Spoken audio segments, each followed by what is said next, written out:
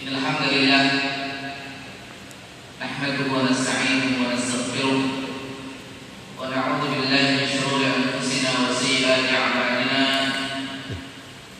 May yahdihillahu fala mudilla lahu wa may yudlil fala hadiya lahu. Asyhadu an la ilaha illallah wahdahu la syarika lahu wa asyhadu anna Muhammadan 'abduhu wa rasuluh. Ya ayyuhalladzina amanu taqullaha haqqa tuqatih wa la tamutunna illa wa antum muslimun. Ya ayyuhan nasu taqu rabbakum alladzi khalaqakum min nafsin wahidah wa khalaqa minha zawjaha wa batha minhuma rijalan katsiran wa nisaa'a wattaqullaha alladzi tasaaluna bihi wal arham innallaha kana 'alaykum raqiba. Ya ayyuhalladzina amanu taqullaha wa qulu qawlan sadida yuslih lakum a'malakum wa yaghfir lakum dhunubakum wa man yuti' ikhwati fid din, saudara-saudaraku, saya manggil antum saudara, bukan anak ataupun santri-santriku, antum saudara saya. Alhamdulillah pada kesempatan malam hari ini Allah Subhanahu wa taala memberikan kesempatan kepada kita di saat mungkin banyak di antara teman-teman kita yang sudah sibuk dengan aktivitas mereka masing-masing. Semoga saja aktivitas mereka Allah ridhoi dan Allah berkahi, sebagaimana aktivitas antum saat ini di salah satu rumah Allah Subhanahu wa taala. Karena kita yakin, yakin-yakinnya apa yang kita lakukan di tempat ini merupakan salah satu amalan yang Allah ridhoi, satu amalan yang Allah cintai. Maka hal yang paling penting pertama kali untuk kita ingatkan pada diri kita adalah ikhlas niat, ikhlaskan niat kita. Datang ke sini bukan karena undangan atau permintaan dari kakak-kakak kelas antum yang tergabung dalam apa namanya? Maksudnya tadi mau tulis gitu. Cuma dengan harapan nanti antumlah yang akan melanjutkan tongkat estafet dakwah di pesantren Islam Al-Irsyad ini dengan program-program yang sudah dijalankan dan dilaksanakan oleh para pendahulu antum. Karena dakwah ini tidak boleh mati, dakwah itu tidak boleh berhenti, harus dari satu generasi ke generasi yang lain dilanjutkan. Sebagaimana sabda Nabi sallallahu alaihi wasallam, "Yahmilu hadzal 'ilma min kulli khalafin uduluhu." Yang membawa agama ini, yang membawa ilmu ini, min kulli khalafin, dari setiap generasi adalah uduluhu, orang-orang pilihan, orang-orang yang adil, orang-orang yang memiliki kapasitas, kemampuan baik secara ruhiyah, imaniyah, ataupun secara aqliyah, ilmiyah, ataupun secara amaliyah, khuluqiyah, ataupun dalam masalah ta'abbudiyah. Bekal-bekal itulah yang penting. Bekal-bekal itulah yang penting. Dan antumlah orang-orang yang dipilih oleh Allah Subhanahu wa taala sebelum antum dipilih oleh kakak-kakak kelas antum. Sekali lagi, Allah lah yang telah memilih antum sebelum antum dipilih oleh kakak-kakak kelas antum. Ini harus antum sadari. Antum kan dalam tasbih kan? Tasbih ya, tasbih. Jadi yang pilih antum bukan beliau-beliau yang berjas hitam ini, bukan. Tapi lebih daripada itu, yang memilih antum sekalian adalah Allah Subhanahu wa taala. Ini harus antum camkan.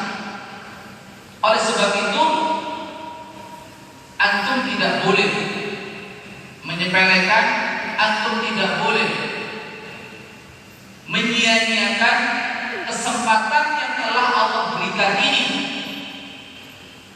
harus betul-betul kita jalankan dengan sebaik-baiknya. Harapannya cuma satu, tidak lain dan tidak bukan karena kita ingin dipandang sebagai salah satu anggota Majma' Dakwah, tidak, bukan karena kita ingin dipandang lebih daripada yang lain, tidak, tapi semata-mata mengharap ridho Allah Subhanahu wa Ta'ala. Maka ini penting. Kemudian ikhwati fiddin, saudara-saudaraku yang dimuliakan Allah Subhanahu wa Ta'ala, saya ingin meminta tolong sama salah seorang di antara antum. Man ahsanukum kitabatan, khattuhu jamil. Antum jangan tawa dulu semuanya lah. Ayo. Sudah. Anak ya Ustaz, betul ya. Man. Ayo. Betul. Jazakumullah khairan. Keaktifan penting. Ini Rifki aduannya ya. Wakhud hadha. Barakallahu fiik. Uktub li surat Yusuf. Itu dah Rifki yang baca. Hafidhan. Masya Allah. Kamu hafidhan dari satu juz. Nah, surat Yusuf al-ayat yang apa? Qul hadhihi sabil. Lah, masa hatta yakin fadl.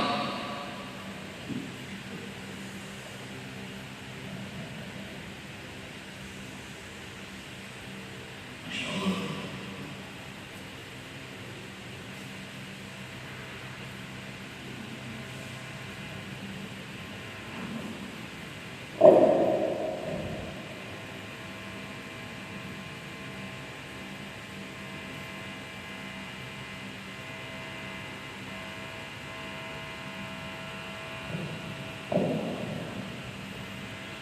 Ada berupdate.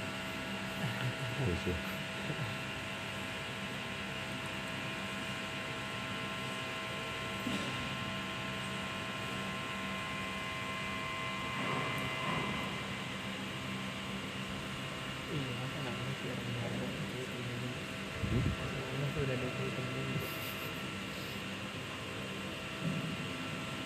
Terki coba.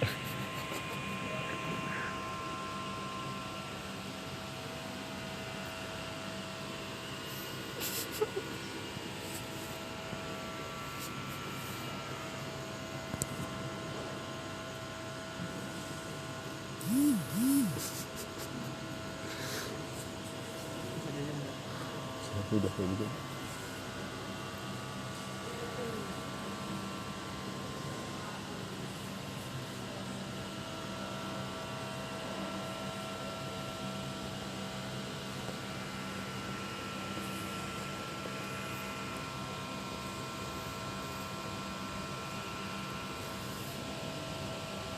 Besar sebenarnya. Pakai bisnis.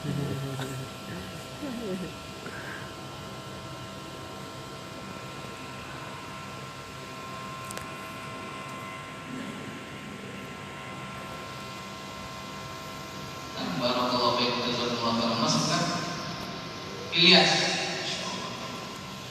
Nah, hadil ayat ini terdapat di akhir-akhir daripada surat Yusuf, di mana Allah Subhanahu wa Ta'ala mengawali ayat ini dengan qul.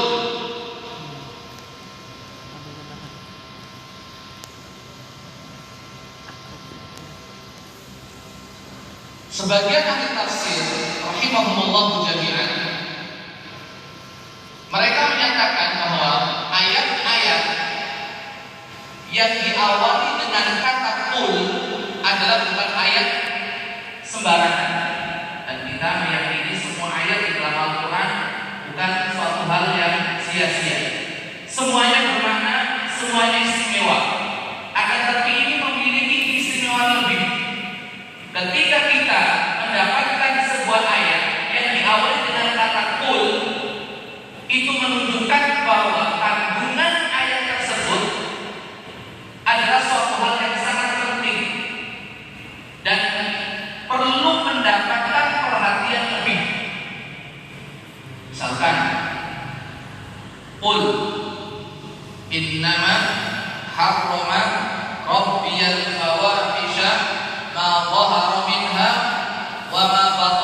والإثم والبغي بغير الحق ini Muhammad Akram وأن تشركوا بالله ما لم ينزل به سلطانا وأن تقولوا على الله ما لا تعلمون. Ayat ini mengandung apa? Mengandung ummahatul ma'asi, pokok-pokok kemaksiatan, pokok-pokok dosa. Demikian juga misalkan kita mendapatkan kata qul huwallahu ahad, qul a'udzu birabbil falaq, qul a'udzu birabbin nas, qul ya ayyuhal kafirun ila akhirih.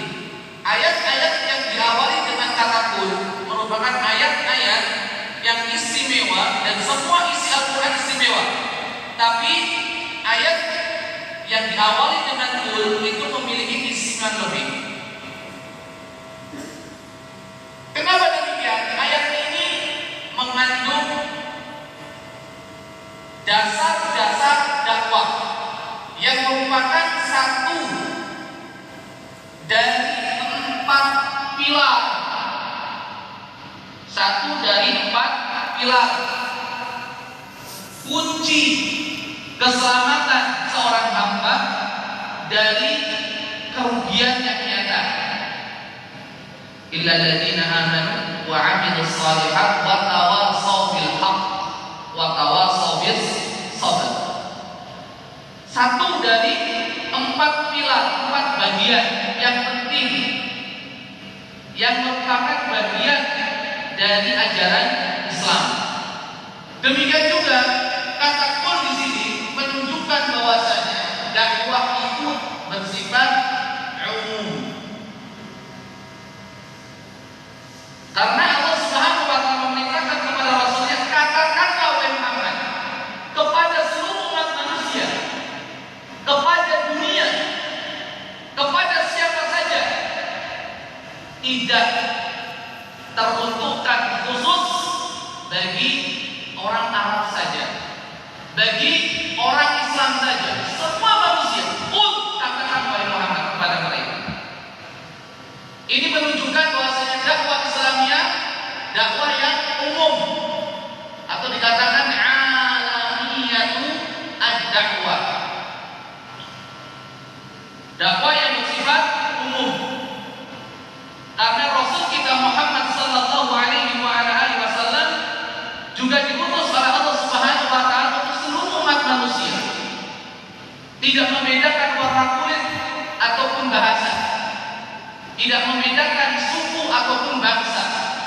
Semuanya merupakan objek dakwah kita. Makanya dakwah tidak boleh pilih-pilih.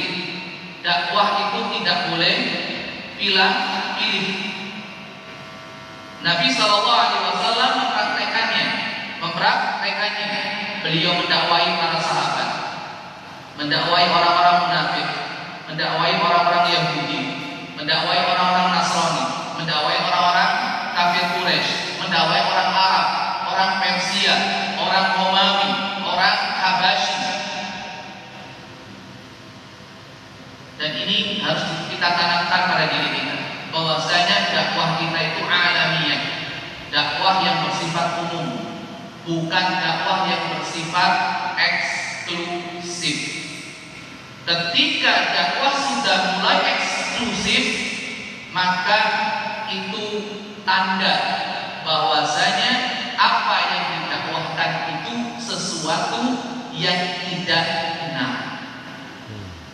Sebagaimana ucapan daripada Khalifatul Rasyid Umar bin Abdul Aziz rahimahullah ta'ala, ketika dakwah itu tertutup hanya lingkup tertentu saja dan tidak boleh diketahui oleh orang luar, maka ini tanda bahwasanya apa yang didakwahkan itu keliru. Makanya dakwah Islam itu bukan dakwah yang tertutup, bukan hanya untuk kalangan tertentu saja, tapi terbuka untuk siapa saja. Kemudian Allah Subhanahu wa taala menyatakan hadihi isim apa? Isyarah lil qarib wa lil ba'id. Hadihi qarib pada baik. Qarib. Ini menunjukkan bahwasanya dakwah manhajnya, materinya itu qaribun, sahlun, wadihun. Hal yang kedua dalam dakwah adalah apa? Al-wuduh. Manhajnya, materinya, caranya, wahadihi. Katakan ya Muhammad, hadihi ini bukan itu, tapi ini jelas sekali di hadapan kita. Kita kalau melihat sesuatu yang jauh dengan sesuatu yang dekat, itu penjelasan mana? Yang dekat, ya kan? Jelasin. Ini pena. Ini pena. Ini spidol. Tapi kalau spidol ini anak taruh mungkin di bagian paling ujung sana, mungkin sebenarnya itu bukan spidol itu tongkat. Ada lagi mengatakan bukan, itu gagang sapu. Ada beda-beda persepsinya, tapi enggak. Pakainya hadihi, jelas sekali. Maka apa yang kita dakwahkan ada sesuatu yang jelas, sesuatu yang mudah untuk dipahami, sesuatu yang mudah untuk diamalkan, bukan sesuatu yang sulit. Inna dina yusrun, agama itu mudah.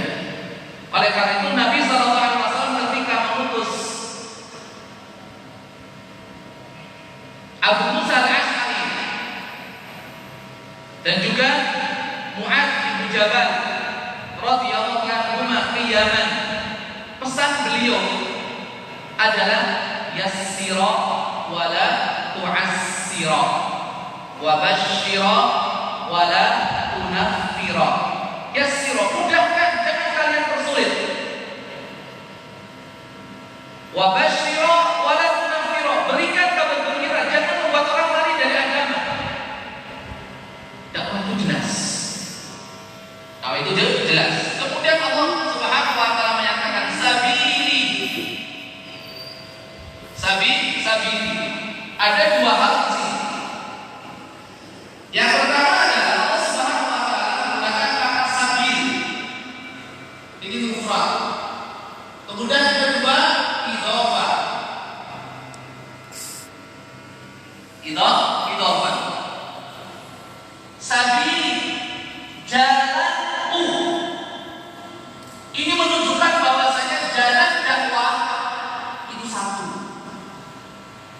La yata'addad, tidak berbilang.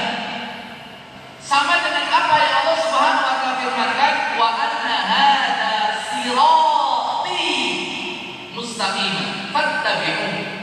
Dan sesungguhnya ini, lihat pada ring ini, coba, wa anna hadza sirati. Hadza guna hadini. Sirat guna sabil.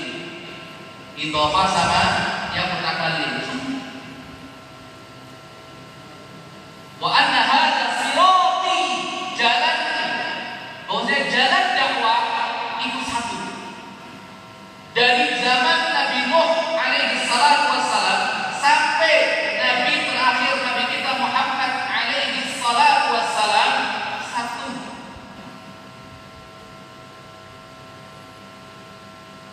Tidak ada yang berbeda. Tidak ada yang berbeda. Lihat di dalam surat Asy-Syu'ara.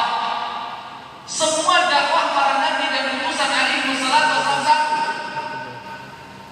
Jalan mereka satu, gak berbeda. Itulah jalan para nabi dan Rasul alaihi salatu wassalam. Maka kita pun diminta oleh Allah Subhanahu wa taala untuk berdoa dengan ihdinas siratal al-mustaqim. Siratal mustaqim. Jalannya siapa? Siratal ladzina an'amta 'alaihim. Siapa mereka? Minan nabiyina was-siddiqina wasyuhada was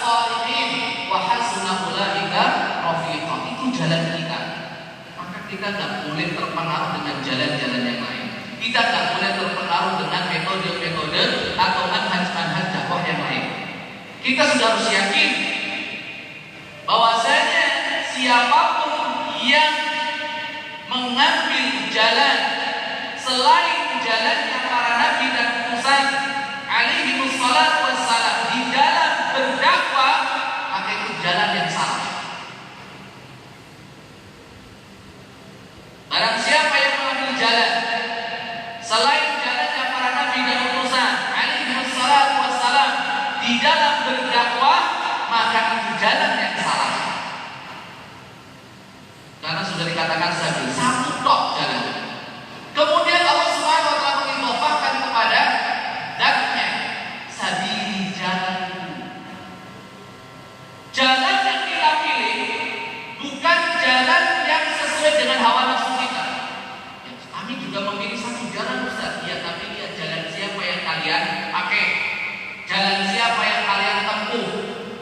Manhaj siapa yang kalian ikuti. Tidak. Allah Subhanahu wa taala mengidhofahkan sabili, jalanku, bukan jalan siapa-siapa, bukan jalan siapa-siapa, jalanku yang aku berikan kepada para nabi dan utusanku, yaitu jalannya para nabi dan Rasul alaihi wassalatu wassalam. Oleh karena itu ketika Allah memerintahkan kita untuk meminta ihdinas siratal mustaqim, Allah tidak membiarkan penafsiran as-siratal mustaqim kepada manusia. Allah sendiri yang menafsirkan apa itu siratal mustaqim. Demikian juga kita menempuh jalan yang mana dalam dakwah? Jalan Allah Subhanahu wa taala. Qul hadhihi sabili. Manhaj ini untuk apa? Ad'u. Aku berdakwah. Lihat pakainya fi'il mudhari yang berarti istimrariyatud dakwah. Jadi kalau kita bisa katakan ya pakainya fi'il mudhari. Artinya apa? Dakwah merupakan sebuah aktivitas yang dilakukan secara kontinu dan terus-menerus dan tidak boleh putus. Terus-menerus dan tidak boleh putus. Balik. Nanti pegang aja ya. Harus Nanti kalau udah selesai videonya simpan aja, live-nya simpan. dilakukan Biasanya ada pilihan simpan aja. secara Pegang aja. Karena ada di sini. terus-menerus dari satu generasi ke generasi yang lain. Tidak boleh berhenti. Tidak boleh berhenti. Soalnya ada akmal juga. Istimrar yang paling ada. Sehingga dimanapun kita, apapun profesi kita, hambur dakwah jangan pernah punah. Pikiran kita untuk berdakwah jangan pernah hilang dari benak kita. Antum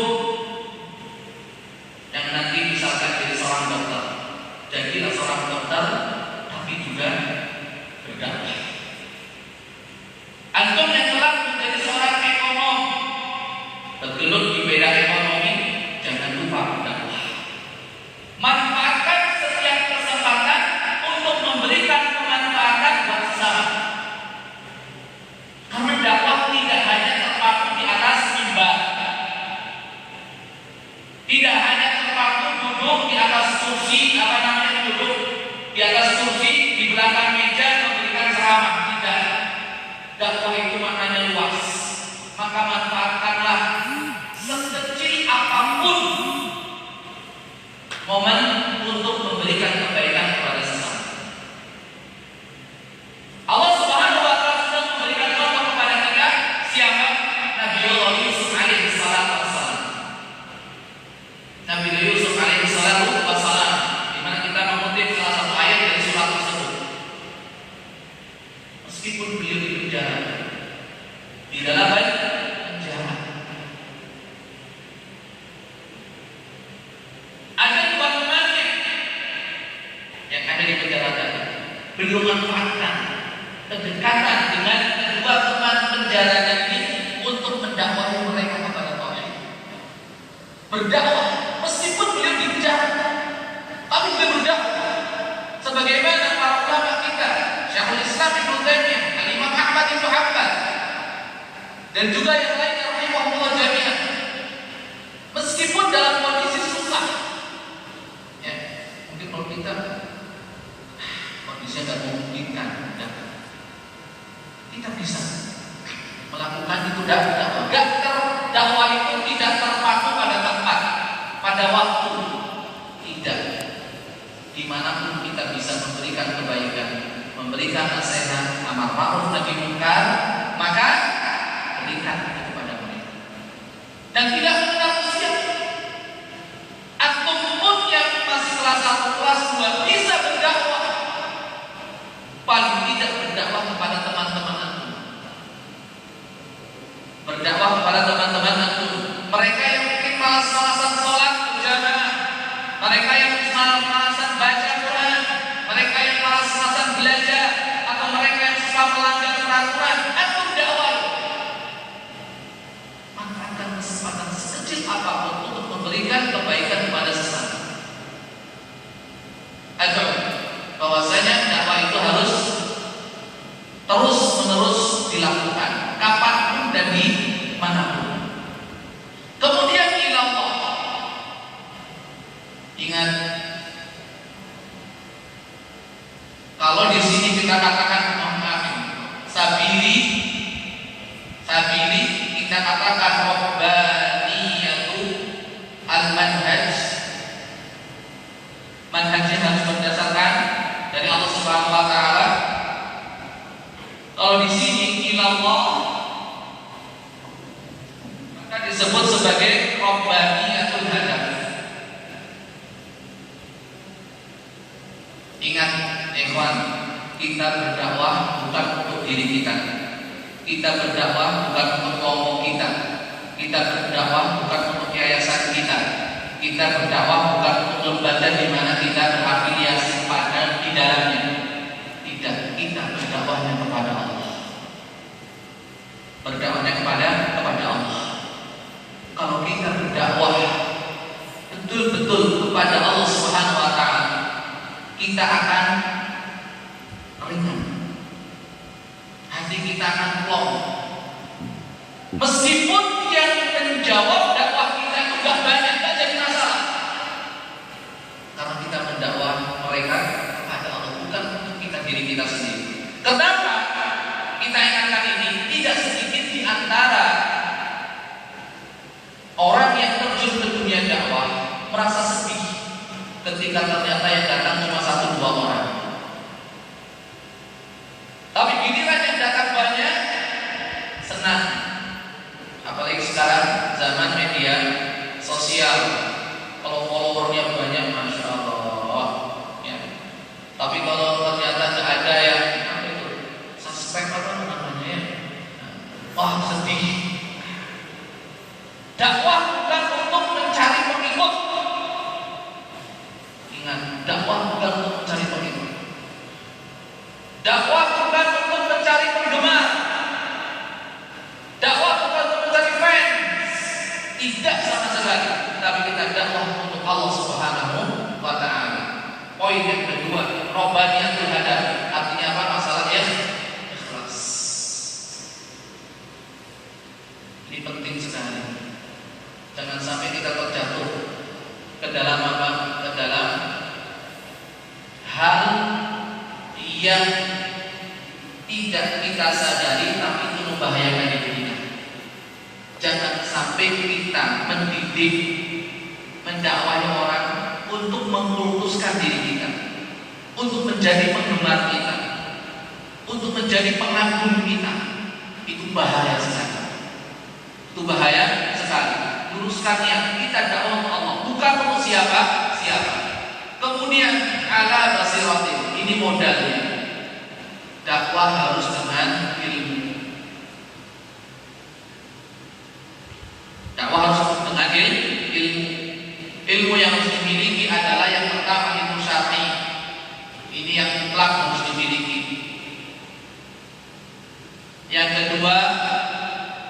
ilmunya namanya ilmu alat. Ilmu alat itu maksudnya apa?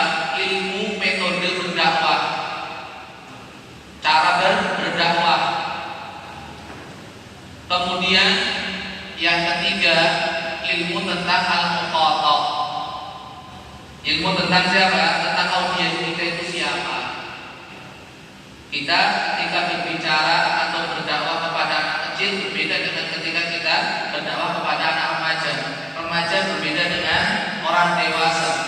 Orang yang kebanyakan orang yang berprofesi sebagai petani beda ketika kita akan mendakwai orang yang profesinya sebagai seorang guru dan begitu seterusnya. Harus tahu. Ana wa man ittaba'ani. Kalau di sini keikhlasan, maka di sini butuh yang namanya ittiba. Harus mengikuti Rasulullah SAW. Karena dakwah merupakan amal ibadah, sebagaimana ibadah-ibadah yang lain membutuhkan keikhlasan dan mutaba'ah, dakwah pun demikian. Wa man ittaba'ani, harus ittiba Rasul. Ikuti Rasulullah SAW. Bagaimana beliau berdakwah, bagaimana beliau mengajak orang kepada Islam, bagaimana beliau mensikapi beraneka ragam, bermacam-macam jenis manusia yang beliau dakwahi. Ada yang perangainya seperti orang-orang Arab Badui, ada yang hidup di perkotaan, ada itu orang munafik, ada itu orang Yahudi, ada itu orang luar daerah yang berbangsaan lain dan begitu seterusnya. Ittiba Rasul, ikuti Rasulullah SAW berdakwah. Rasulullah SAW mencontohkan itu semuanya. Bagaimana Rasulullah SAW menggunakan metode tadarruj di dalam berdakwah, bertahap. Jangan buru-buru, harus ada tahapan-tahapan. Harus menggabungkan antara alif wa syiddah. Kapan kita lembut, kapan kita tegas. Gak semuanya kita harus tegas, gak selamanya kita harus lemah lembut. Ada kalanya kita lemah lembut, ada kalanya kita itu tegas. Wa man ittaba'ani. Dan di sini juga ada isyarat kalimat wa man ittaba'ani, bahwa seseorang diakui oleh Rasulullah SAW sebagai pengikutnya apabila orang tersebut mengikuti apa yang dilakukan Rasulullah SAW. Salah satunya adalah dakwah. Jadi barang siapa yang mengaku mengikuti sunnah Rasulullah SAW tapi dia tidak mau berdakwah, itu pengakuan bohong, itu pengakuan dusta. Karena Rasulullah ana wa man ittaba'ani, ana wa man ittaba'ani. Wawunya wawu atas yufidul istirah, yufidul istirah. Kalau kita mengaku sebagai orang yang mengikuti sunnah Rasulullah SAW, maka berdakwahlah sebagaimana beliau alaihi salatu wassalam berdakwah. Sekali lagi, dakwah tidak dibatasi dengan waktu dan tempat. Kapanpun, dimanapun, selama itu ada kesempatan, kita punya modal, kita punya bekal, dan kita tahu ilmunya bagaimana menyampaikan, sampaikan. Justru sekarang ini kita membutuhkan dakwah secara personal. Kemudian wa subhanallah, singkat saja, wa ma ana minal musyrikin. Ini dua pilar yang penting dalam dakwah. Yang satu, ta'zimullah. Tujuan kita mendakwai orang adalah untuk mengagungkan Allah. Yang kedua adalah al-bara'atu minasyirik. Al-bara'atu minasyirik. Kandungan dakwah kita itu, ini kontennya. Ini tinggal kita kontennya. Konten dakwah kita itu apa? Mengajak manusia untuk mengagungkan Allah Subhanahu wa taala dan mengajak manusia untuk meninggalkan segala bentuk kesyirikan. Jadi kesimpulannya adalah yang pertama, dakwah itu bersifat alamiyatul dakwah, umum. Bersifat umum untuk siapa saja. terbatas. Tidak terbatas untuk golongan tertentu. Tidak bersifat eksklusif tapi bersifat umum. Maka dakwah para nabi dan rasul tidak pernah dakwah para nabi dan rasul itu sembunyi-sembunyi ataupun main petak umpet, kecuali pada masa dakwah Syriah pada zaman Nabi Sallallahu Alaihi Wasallam. Apakah selamanya Rasulullah SAW dakwah secara sembunyi-sembunyi di rumah Al-Arqam bin Abil Arqam? Tidak. Hanya 3 tahun. Hanya 3 tahun. Setelah itu 10 tahun beliau di Mekah secara terang-terangan. Karena itu hakikat dakwah. Pertama, dakwah itu bersifat umum. Yang kedua, jelas, mudah, yang tidak diterima. Yang ketiga apa? Karakteristik daripada dakwah itu sendiri, Rabbaniyatul manhaj. Manhajnya sudah Allah Subhanahu wa taala tentukan melalui para nabi dan utusan alaihi wassalatu wassalam, dan metodenya atau manhajnya cuma satu, tidak berbilang. Kemudian yang ketiga ataupun yang keempat, bahwasanya dakwah itu harus terus berlanjut, tidak boleh putus, tidak boleh berhenti. Yang berikutnya, dakwah itu butuh keikhlasan. Ingat, kita berdakwah tujuannya adalah untuk Allah Subhanahu wa taala, bukan untuk siapa-siapa. Kemudian butuh ilmu, butuh bekal. Ini bekalnya. Bekal. Adapun syaratnya 2, ikhlas dan mutaba'ah. Ilallah dan wama'id taba'an. Konten dakwah kita 2, ta'zimullah dan al-bara'atu minasy-syirk. Al-bara'atu minasy-syirk. Ajak manusia untuk memuliakan Allah, untuk mengagungkan Allah. Salah satu bentuk pengagungan Allah yang paling utama adalah tauhidullah, mentauhidkan Allah Subhanahu wa taala. Kalau konten dakwah kita mengajak manusia untuk mengagungkan Allah Subhanahu wa taala, maka tidak akan kita lihat adanya gambaran ataupun sesuatu yang kita lihat kontradiksi. Kita ajarkan A, tapi ternyata pengamalannya B. Kenapa? Karena kita belum menyentuh hatinya, belum menyentuh jiwanya untuk mengagungkan Allah Subhanahu wa taala, untuk mengagungkan agama Allah, syariat-syariat Allah, perintah-perintah Allah, kemudian membebaskan diri dari kesyirikan.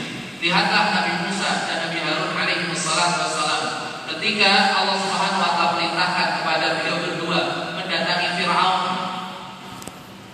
Tujuannya bukan untuk mengikuti dakwah Nabi Musa, bukan untuk mengikuti Nabi Musa, bukan untuk mengikuti Nabi Harun alaihi wassalam, tapi apa? La'allahu yatadzakkaru aw yakhsha. Yatadzakkaru aw yakhsha. Agar dia ingat dan dia takut kepada Allah Subhanahu wa taala. Takut kepada Allah Subhanahu wa taala. Maka tujuan yang paling utama dalam dakwah itu adalah bagaimana menanamkan perasaan takut pada diri manusia hanya kepada Allah Subhanahu wa taala. Ini kalau seandainya orang sudah punya rasa takut kepada Allah Subhanahu wa taala, dia tidak akan berani melanggar, dia tidak akan berani berbuat dosa, dia tidak akan berani berbuat maksiat, dia tidak akan berani meninggalkan kewajiban, dia tidak akan berani menerjang larangan. Tantangan terakhir, tantangan kita itu banyak sekali. Tantangan kita banyak sekali dalam dakwah. Fitnah dunia luar biasa, fitnah harta, fitnah jabatan, fitnah ketenaran, popularitas. Ini adalah fitnah-fitnah yang sangat membahayakan dalam dunia dakwah. Karena fitnah-fitnah inilah terkadang kita itu bukannya saling bahu-bahu, saling bekerja sama, saling tolong-menolong di atas jalan dakwah, tapi yang terjadi adalah saling menyalahkan, saling menyesatkan. Yang tolong, anak pesan sama antum, meskipun antum mungkin nanti lingkupnya kecil, tapi saya yakin antum nanti ketika keluar, antum akan menjadi rujukan orang-orang di sekitar antum dalam urusan agama. Tolong jadikan teman-teman kita sebagai partner kita di dalam berdakwah, bukan sebagai saingan kita di dalam berdakwah. Ini bukan urusan perlombaan, bukan urusan saingan, tidak, tapi adalah urusan saling tolong-menolong, ya, saling bekerja sama di atas kebaikan dan juga kemahamatan. Pengalaman sedikit dari pribadi saya sendiri. Kita jangan tergesa-gesa untuk, ya, meminta ataupun untuk menjadikan objek dakwah kita itu menjadi sesuatu yang sesuai dengan idealisme kita. Tapi pokoknya harus begini kan. Itu nanti akan berjalan, akan berubah sambil berjalan.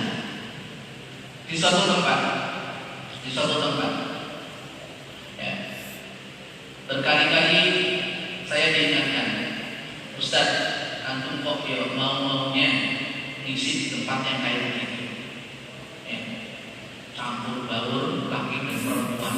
Betul, belum ada hijabnya, ya, laki-laki sebelah kanan, yang perempuan sebelah kiri, dan jilbabnya pun masih jilbab kecil, ya, dan pakaian pun yang pakaian orang-orang biasanya kalau ngaji jelas pakai jilbab. Berkali-kali kita diingatkan, kenapa antum kok mau? Saya bilang, dengan mereka sudah mau menerima dakwah kita. Mereka sudah siap untuk menerima dan mendengarkan apa yang kita sampaikan. Masa kita lah? Apakah pada zaman Rasulullah SAW semuanya sudah menjadi sosok seperti Abu Bakar, Umar, dan Utsman, Ali, dan yang lainnya radhiyallahu anhum ajma'in? Apa mereka masih banyak yang melakukan ini itu, penampilan juga seperti ini, seperti itu? Masih banyak seperti itu. Nanti insya Allah dengan berjalannya waktu, yang penting kita ikhlas di dalam menyampaikan kebenaran, ya, kita sabar,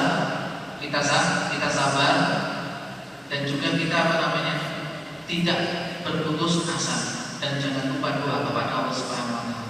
Lambat laun 1-2 tahun mereka sendiri, anak gak pernah menyampaikan tentang jilbab panjang, tentang masalah ikhtilaf.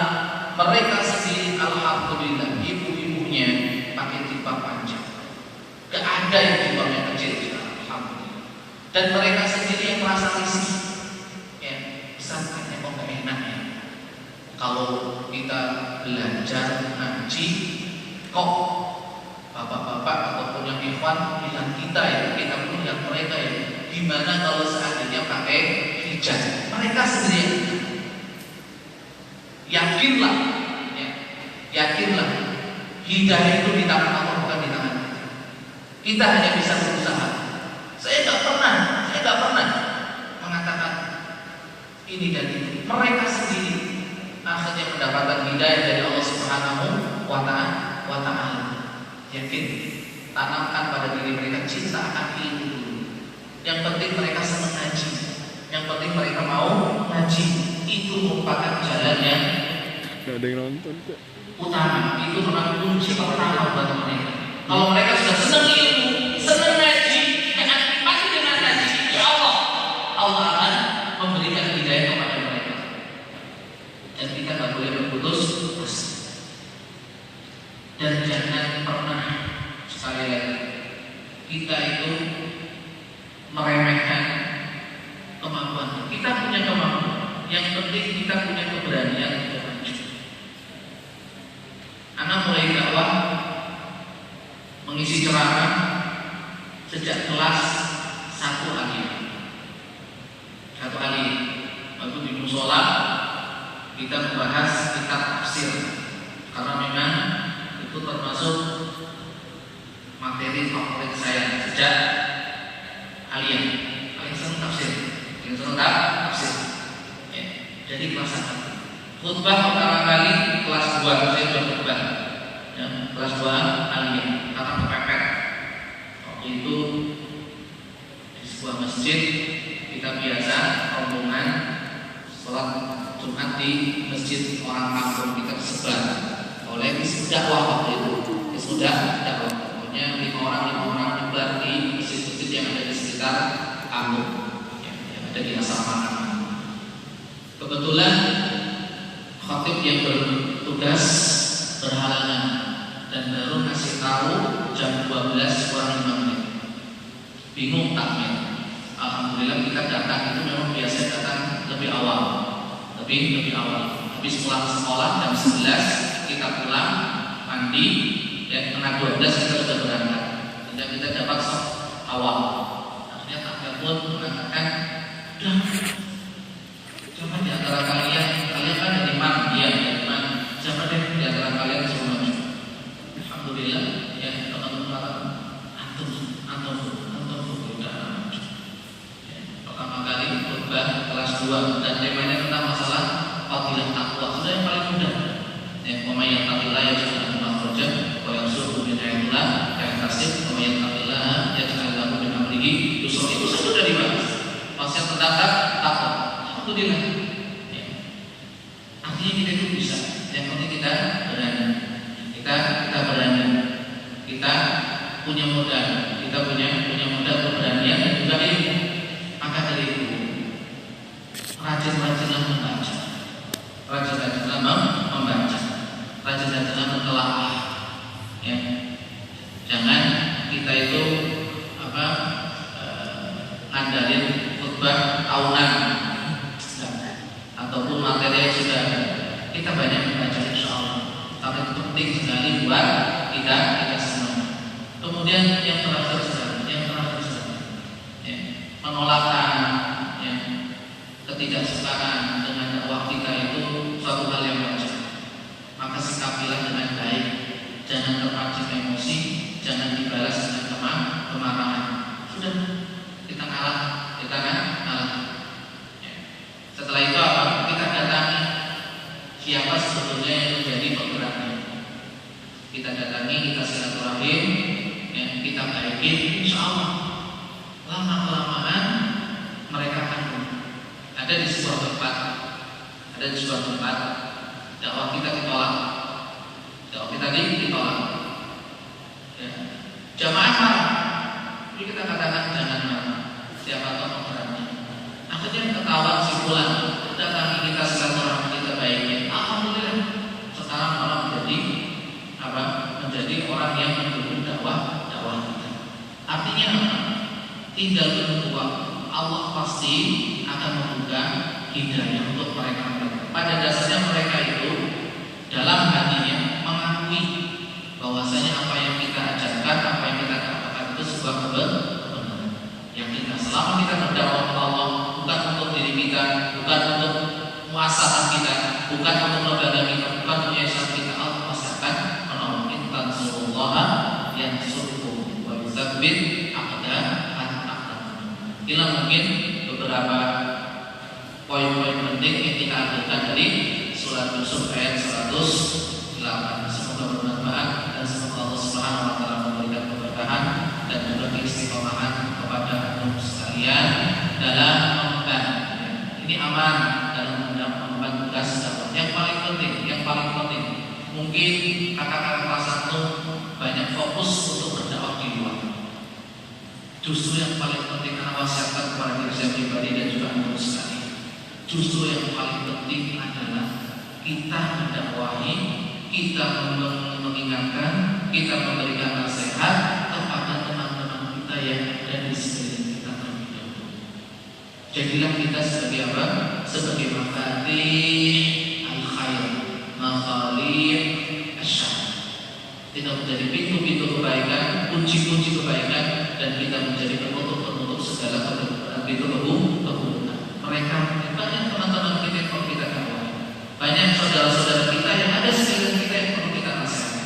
Tapi ingat, nasihat dengan lemah lembut, dan yang paling penting adalah nasihat dengan berbuah.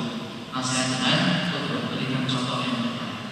Jangan coreng nama baik majelis dakwah itu dengan pelanggaran kita, sifat malas kita, ucapan dan perbuatan kita yang tidak semestinya kita ucapkan dan tidak kita lakukan. Itu ya. Jadilah ubah begitu. Insyaallah itu akan menjadi amal jariah kita kelak di akhirat. Kita kelak di akhirat akan mendapatkan pahala-pahala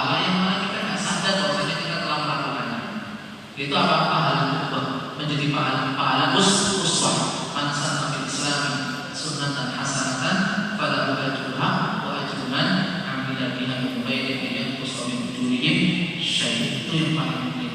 Ya, siapa tahu dari sikap kita, perbuatan kita, akhlak kita, ya, kepribadian kita, ibadah kita, ada yang mengikuti kita tanpa kita sadari. Tanpa kita sadari, itu justru jamiah yang terus mengalir akan kita dapatkan sekalipun kita nanti sudah tidak lagi di dunia. Semoga bermanfaat pemahaman secara kekurangan, kebenaran semata dari Allah Subhanahu Wa Taala, kesalahan kekurangan berasal dari kekurangan bagi saya. Semoga Allah Subhanahu Wa Taala mengampuni dan semoga Allah semua juga memberikan maaf.